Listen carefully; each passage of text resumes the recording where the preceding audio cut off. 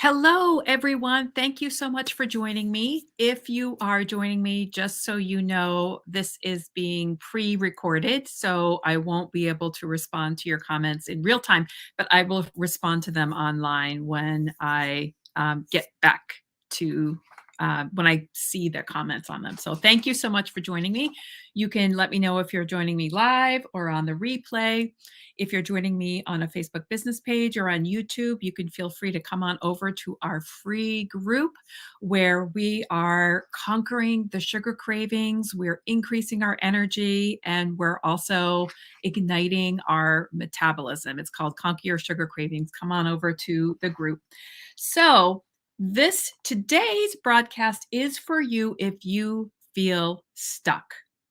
So, if you've been calorie counting for as long as you can remember, you know the calorie counts of every food.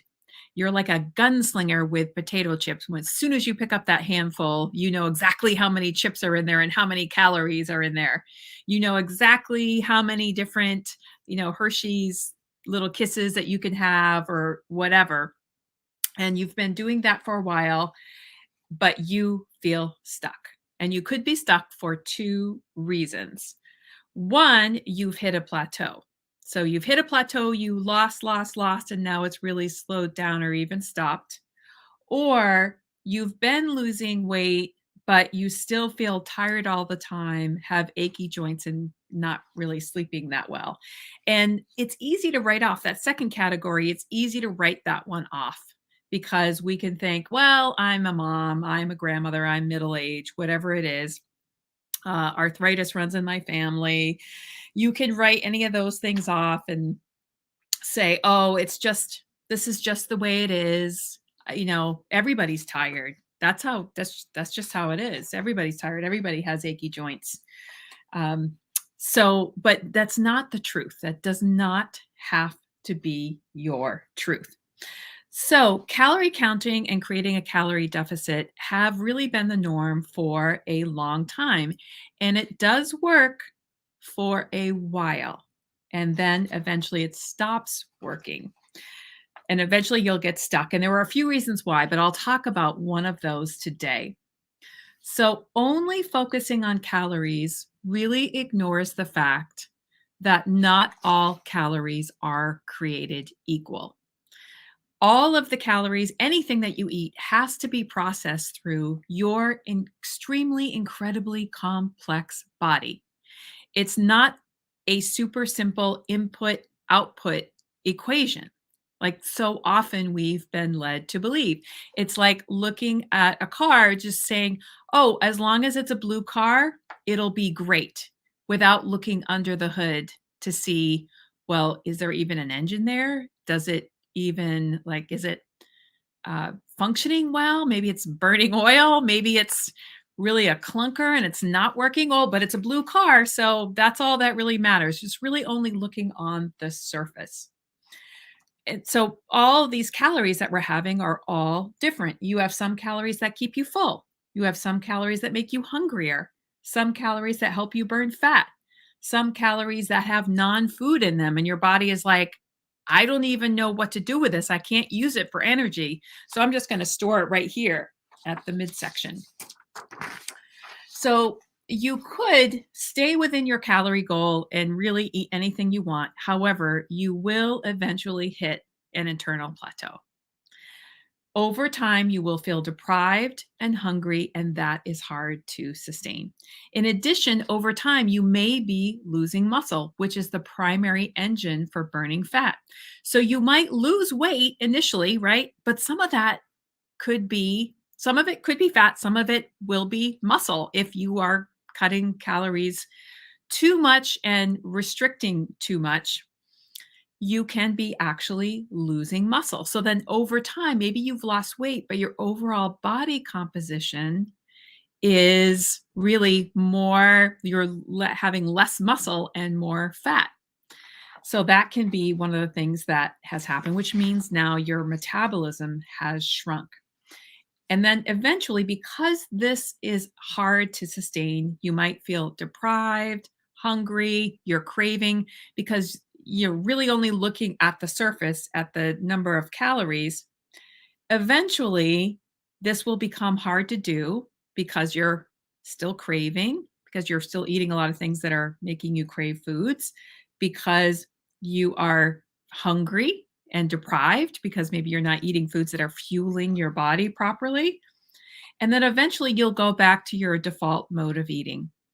Only now, when you go back to your default mode of eating, you have less muscle to help with burning. You start eating more of whatever calories, you kind of really take the brakes off and go right back to where you were. And then all the weight comes back, except now you have more fat and less muscle. So you have less muscle to burn this with. So over time, you're kind of training your metabolism to get slower and you're on the yo-yo diet cycle. Has anyone ever been on that cycle? Drop a comment if you've been on that cycle. So how do we get out of this cycle? We want to start looking at the quality and the composition of your food.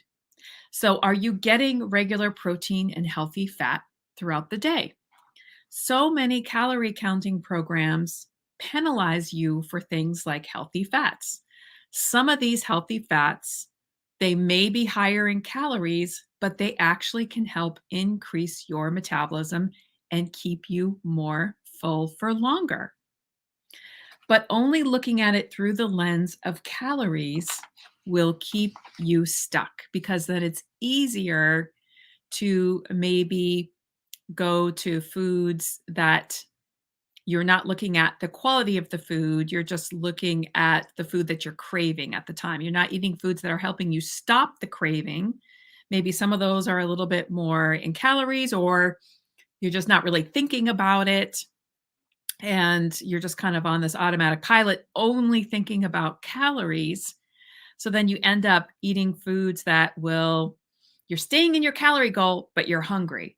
You're staying in your calorie goal, but now you're craving more. You're staying in your calorie goal, but you're not reducing your inflammation. So you're still feeling achy and tired. So you're only really looking at it at that one lens, and it's keeping you stuck. How do we get out of this? So, getting consistent protein, healthy fat, and complex carbs with mainly whole foods throughout the day is how we can get out of this. And this helps with in a few ways. So, number one, you're not as hungry. You feel full all day. Number two, it helps with cravings by keeping your blood sugar balanced. So, protein is the one thing that I see that helps the most with cutting the cravings. Healthy fat helps a lot too, and having good healthy fiber will help a lot as well. Um, so, also eating this way, protein, healthy fat, and complex carbs throughout the day will help with building muscle, particularly protein. Muscle is your main engine for metabolism. Also, eating this way, staying balanced. So, we're eating for blood sugar balance and we're focused on whole foods. This is reducing inflammation. And you'll also be boosting your metabolism because you're eating a little bit all day and you're keeping your blood sugar steady. So you really maximize the benefits here. You get to lose the weight, but you also are not as hungry.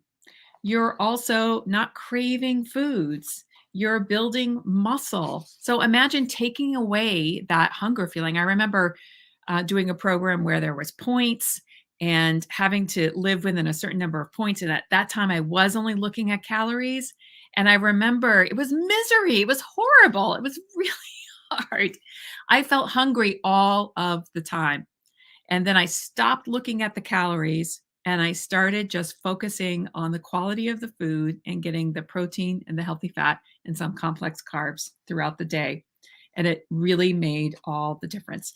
So it's true, there may be some changes in the foods that you are eating. So maybe you have a love affair with a particular kind of cake. Maybe you can't live without, you love this cookie, you want these potato chips.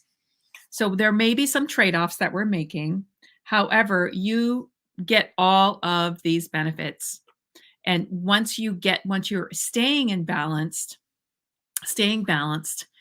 you feel so much better and you are able to make some choices without getting so knocked out of balance. So you may be able to visit some of the things that you used to do before without really going back, but you will be able to see the difference and feel the difference and really love the way that you are feeling and eating now.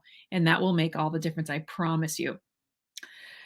So, if you would like help, if you're kind of thinking, well, this sounds great, but how do I do it? Come on into our Facebook group where we chat about that. But also, I have a program called the Balanced Body Experience where this is what we do.